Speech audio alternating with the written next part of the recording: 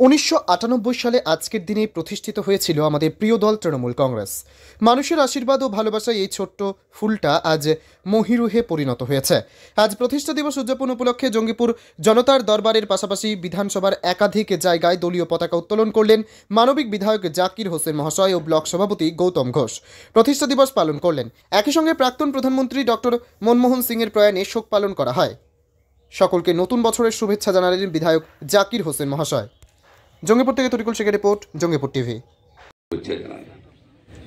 আজকে কেন প্রোগ্রাম আপনারা জানেন, আমাদের মাননীয় মুখ্যমন্ত্রী বাংলার নেত্রী আজকের দিনে 28তম পার্টি দিবস উদযাপিত হচ্ছে।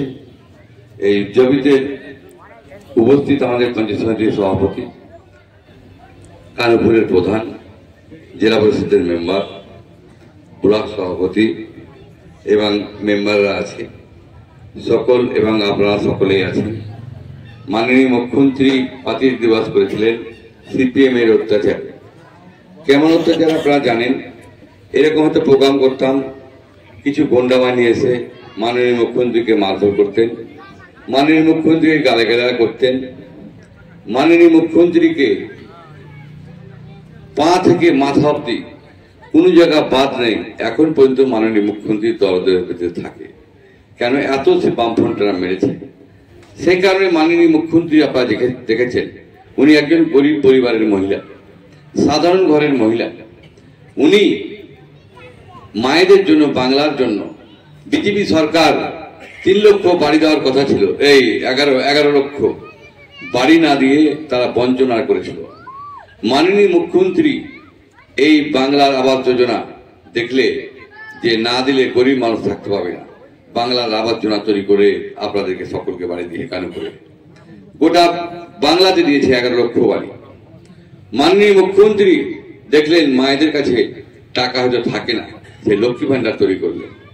মাননীয় মুখ্যমন্ত্রী বাংলার তৈরি করলেন কন্যাশ্রী, যে মেয়েরা যে লেখাপড়া করে।